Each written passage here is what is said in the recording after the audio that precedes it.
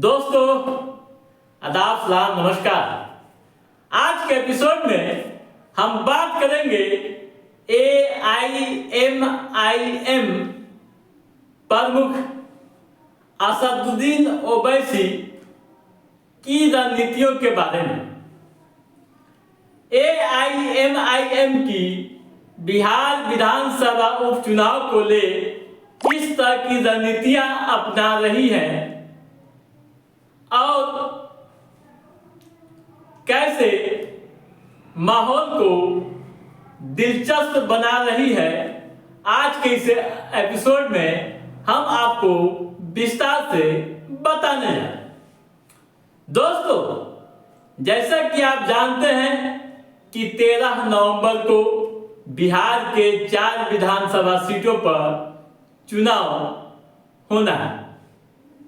उन 4 विधानसभा सीटों में से 2 विधानसभा सीटों बेलागंज व इमामगंज में असदुद्दीन ओवैसी ने अपने प्रत्याशी उतार दिए हैं।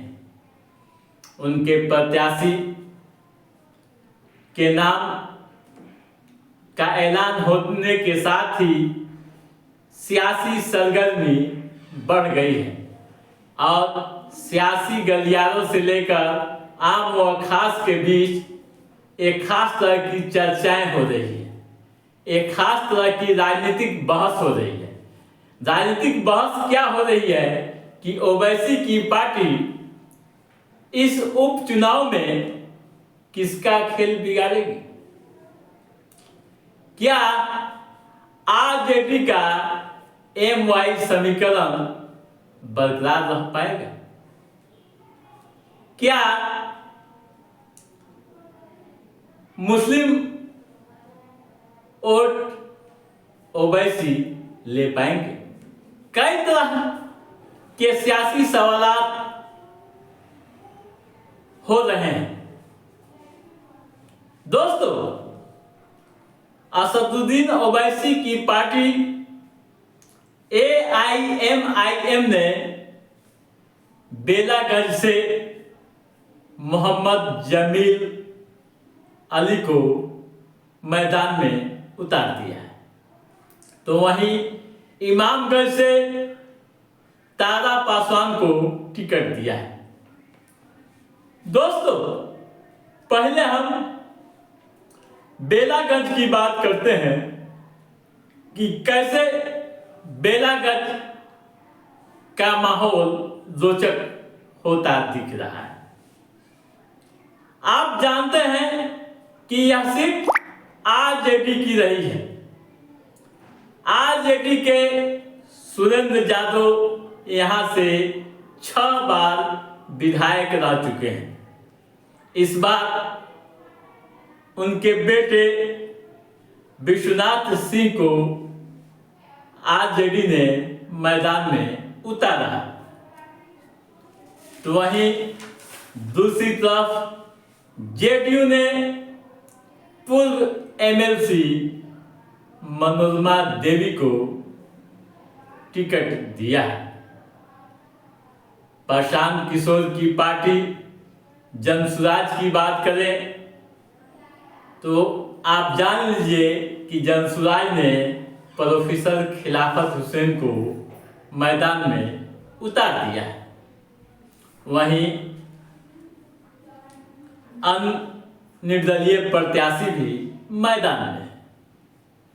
दोस्तों, अब यह सवाल उठना लाजमी है कि AIMIM के मैदान में आने से किसका खेल बिगड़ेगा, आरजेडी का या फिर जेडीयू का? किसको नुकसान होगा? दोस्तों,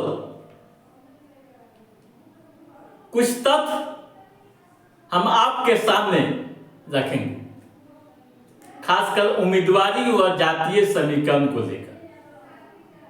आप गौर से सुनिएगा। जेडीयू ने भी यहां से मनोरमा देवी यानी यादव उम्मीदवार को मैदान में उतारा, ठीक है। वहीं आरजेडी के प्रत्याशी जादू तो हैं, लेकिन एआईएमआईएम व प्रशांत किशोर ने मुस्लिम उम्मीदवार दिए। यह इलाका यानी यह विधानसभा क्षेत्र मुस्लिम जादव बहुल क्षेत्र माना जाता है। यहां जादव वोटर्स करीब 70,000 बताए जाते हैं। उसी तरह से मुस्लिम 65,000, राजपूत 15,000, भूमियार 20,000, कोयरी डोंगी 25,000, पिछड़ा व अति पिछड़ा को मिलाकर करीब 70,000। ठीक है दोस्तों, अगर जादव व मुस्लिम वोटरों का बंटवारा हो जाता है तो फिर क्या होगा? जैसा कि हमने बताया कि 2 मुस्लिम उम्मीदवार मैदान में हैं पार्टी की ओर से, और सबसे बड़ी बात यह है कि प्रशांत किशोर की पार्टी जनसुराज ने जिन्हें मैदान में उतारा है, यानी प्रोफेसर खिलाफत हुसैन को, उनकी सामाजिक पकड़ है।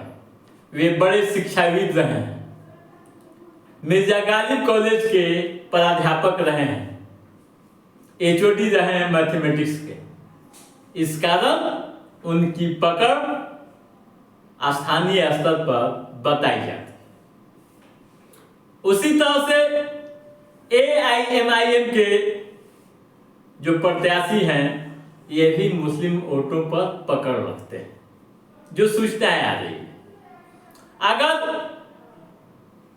मुस्लिम वोटों का बंटवारा हुआ तो फिर आरजेडी का क्या होगा, आप सहज अनुमान लगा सकते हैं। ठीक है, वहीं जादव वोटर्स पर भी सबों की निगाहें रहेंगी कि जादव मतदाता आरजेडी की तरफ पूरी तरह से जाते हैं या फिर उनमें भी बंटवारा हो जाता है। यह देखना काफी दिलचस्प होगा। ठीक है दोस्तों, अब आइए इमामगंज विधानसभा की बात करते हैं। दोस्तों, जैसे कि आप जान रहे हैं कि इमामगंज विधानसभा से केंद्रीय मंत्री जीतन राम मांझी की बहू दीपा मांझी मैदान में है, तो वहीं आरजेडी ने रोशन मांझी को मौका दिया है, जबकि प्रशांत किशोर की पार्टी ने जितेंद्र पासवान को मैदान में उतारा है। दोस्तों, एआईएमआईएम ने यहां से यानी इमामगंज से तारा पासवान को अपना उम्मीदवार बना दिया है, और इसके साथ ही सियासी चहलगर्मी काफी बढ़ गई है। इमामगंज विधानसभा क्षेत्र में विकास बड़ा मुद्दा बताया जा रहा है। जीतन राम मांझी यहां से जीतते रहे। चुनाव परिणाम क्या होगा यह तो नहीं कहा जा सकता, लेकिन जिस तरह से हालात बन रहे हैं, जिस तरह की राजनीतिक परिस्थितियां दिखाई दे रही है और जो राजनीतिक विश्लेषक कर रहे हैं उनकी माने तो आप इतना समझ लीजिए कि एआईएमआईएम की एंट्री ने माहौल को और रोचक बना दिया है। पहले से प्रशांत किशोर की एंट्री तो थी ही, अब एआईएमआईएम असदुद्दीन ओवैसी की पार्टी की एंट्री हो गई। तो दोस्तों, आज के इस एपिसोड में बस इतना ही। हमारा ये एपिसोड कैसा रहा आप लाइक और कमेंट करके हमें जरूर बताइएगा।